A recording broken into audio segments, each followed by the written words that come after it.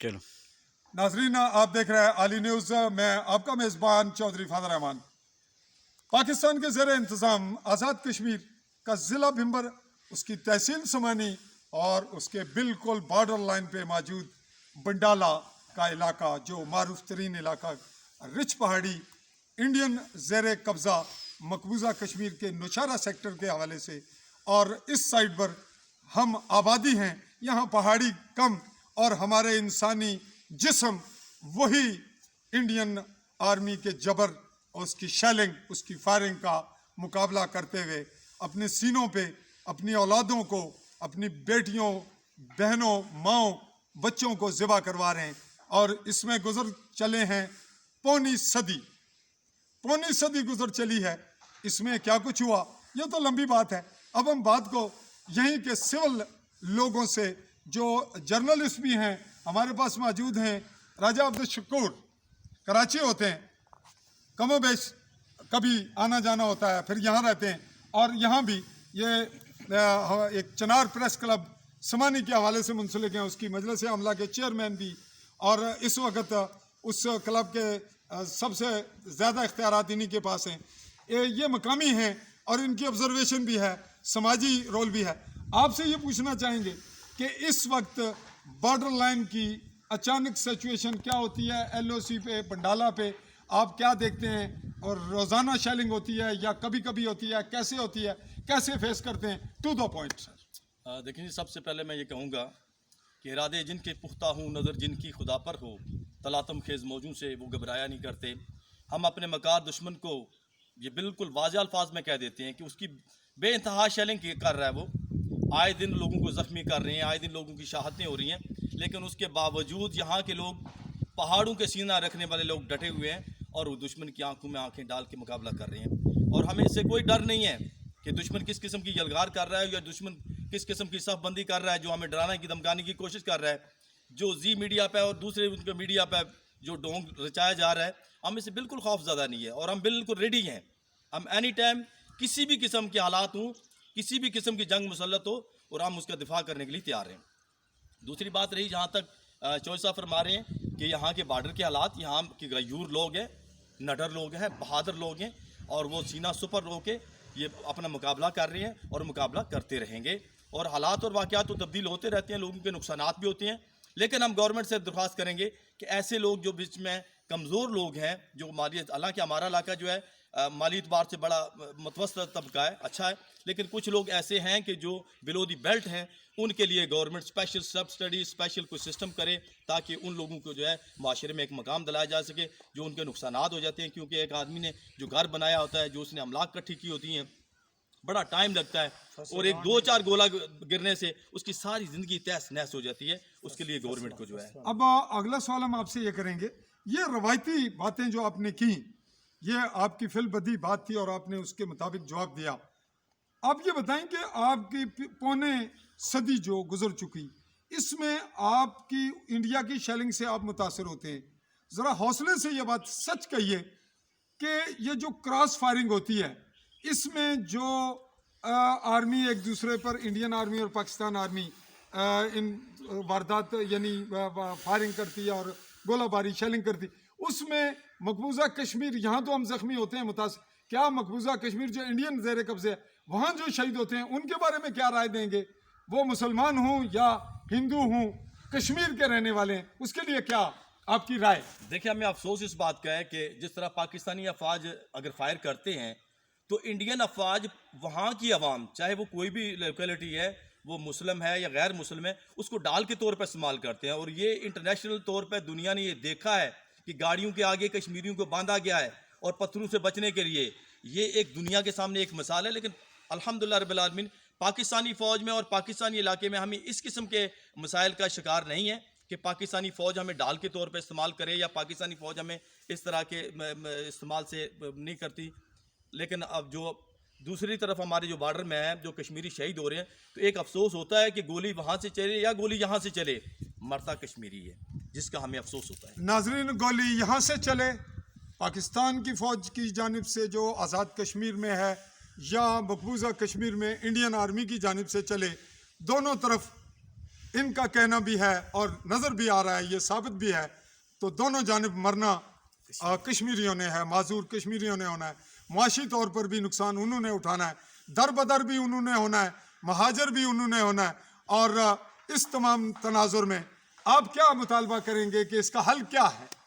ہم یہ مطالبہ کرتے ہیں کہ جس طرح اقوام متحدہ جتنے جو کرسچینٹی کے علاقے تھے ان میں انہوں نے فی الفور تمام قسم کے جو ہے معاملات طے کر دیے اور پرامن طریقے سے وہاں پہ جو ہے لوگوں کو ان کا حق دیا. کیوں مسلمانوں کے لیے یہ نہیں ہے؟ او آئی سی کیوں جو ہے یرغمال ہوئی ہے چند کھلونوں کے ہاتھوں میں؟ وہ لوگ جو او آئی سی کو استعمال کر رہے ہیں، اگر پاکستان سمجھتا ہے، پاکستان ہمارا وکیل ہے، اور اسپیشلی ہمارا جو میں اپنی آزاد کشمیر گورنمنٹ کہوں گا، گورنمنٹ آزاد کشمیر یہاں پہ پھول بتیاں لگانے کے لیے، روڈ گلیاں بنانے کے لیے ہم نے منتخب نہیں کی. ہم نے اس کو منتخب کیا تھا، یہ قانون ساز اسمبلی ہے. اس کا یہاں کے لوگوں کے حالات بہتر ہوتے، یہاں کے لوگوں کے لیے جو ہے وہ استصواب رائے کے لیے کوئی راستہ ہموار کرتے.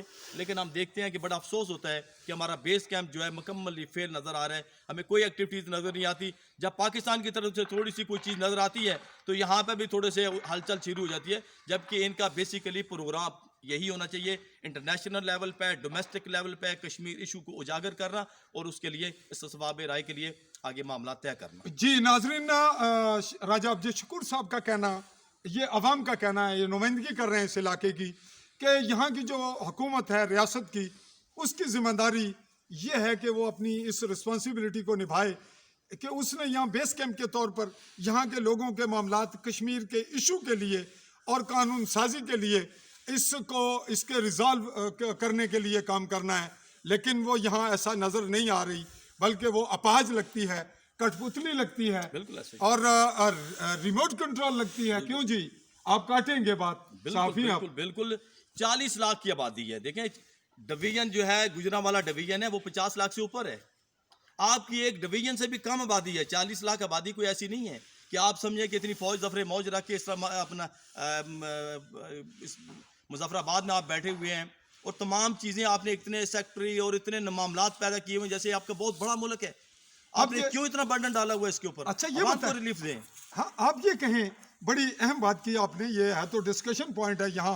آپ کو اس لیے کر رہے ہیں کہ اس وقت بارڈر لائن کی پوزیشن ہے. آپ یہ بتائیے کہ جب آپ کو یہ علم ہے کہ اس کی یہ رسپانسبلٹی ہے، اگر کوئی ایسا ماحول بنتا ہے تو میڈیا وار کیا جاتا ہے، اس کو کرش کر دیا جاتا ہے، یا کہ دانستہ ہمارے جو لوگ لیڈر ہیں، کیا یہ ہمارے لیڈر ہیں یا ریڈی میڈ ہیں یا آرٹیفیشل ہیں یا انجینئرڈ ہیں؟ ان کو کیا کہیں گے؟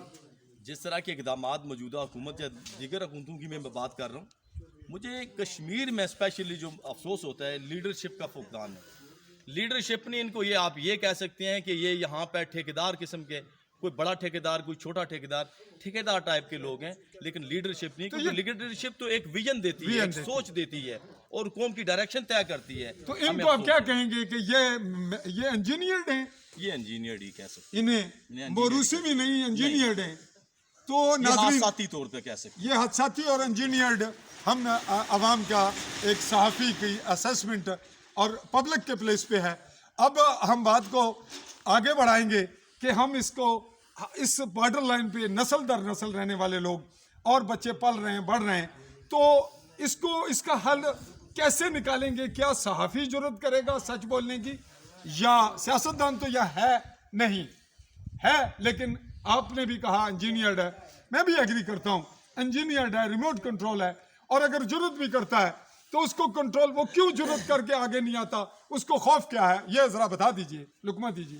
دیکھیں اس میں خوف کیا ہے؟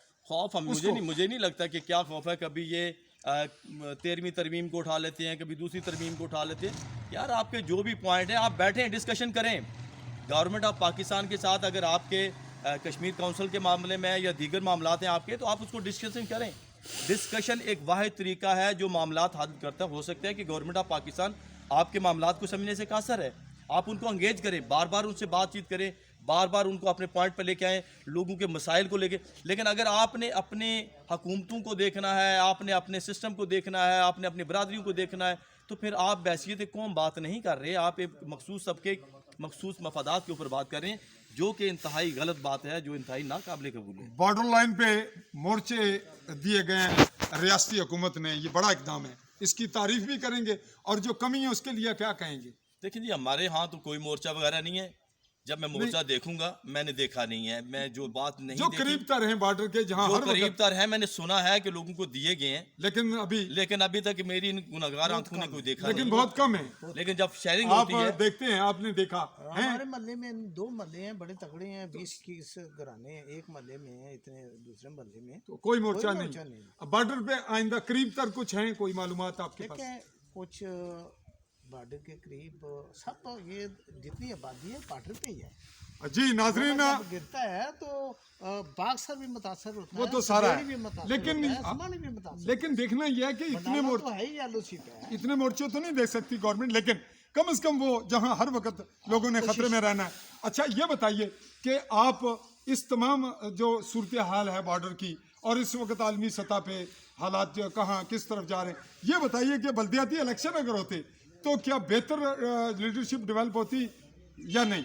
دیکھیں بلدیاتی الیکشن کا تو مطلب ہی ہے کہ جو آپ کی پاور جو ہے نیچے ڈائیورٹ ہو، نچلی سطح پہ، اور مسائل ہمیشہ نچلی سطح پہ ہوتے اس ہیں۔ میں بدنیت کون نظر آ رہا ہے آپ کو؟ اس میں جو بھی رکاوٹیں کھڑی کر رہا ہے وہی بدنیت ہے۔ نہیں، وہ کون فیل کیا کرتے ہیں ریاستی جو اس وقت حکومت دیکھیں میں یہ بیٹھے ریاست کی ہیں ذمہ اور جو داری ہے۔ بیٹھ رہے ہیں بار بار؟ جو ریاست میں جو لوگ بیٹھے ہیں، جن کی حکومت میں اقتدار ہے، ان کو اس کے لیے لاز کا متعین کرنا چاہیے تھا، لوکل سسٹم کو ڈیولپ کرنا چاہیے تھا، تاکہ یہ معاملات جو ہم یہاں پہ بیٹھ کے ہم صافی بات کر رہے ہیں، یہاں پہ یونین کونسل کا بندہ یہاں پہ موجود ہو، یہاں کے مسائل یہاں حل ہوں۔ بجا ہے۔ ناظرین، ہم نے راجہ عبدالشکور صاحب سے بات کی، صحافی بھی ہیں، سیاسی شخصیت بھی ہیں، سماجی بھی ہیں، لیکن ان کا بنیادی رول جو ہے وہ صحافتی ہے، اور اپنا بزنس کرتے ہیں، پارٹ ٹائم صحافت ہے ان کی، لیکن بے باک اور جرأت مندانہ بات کرتے ہیں۔ میں اپنے صحافی ساتھیہ کیمرہ مین خاتون کے ساتھ مسز ملک کے ساتھ چودھری فضل الرحمان، سماہنی، بمبر، آزاد کشمیر۔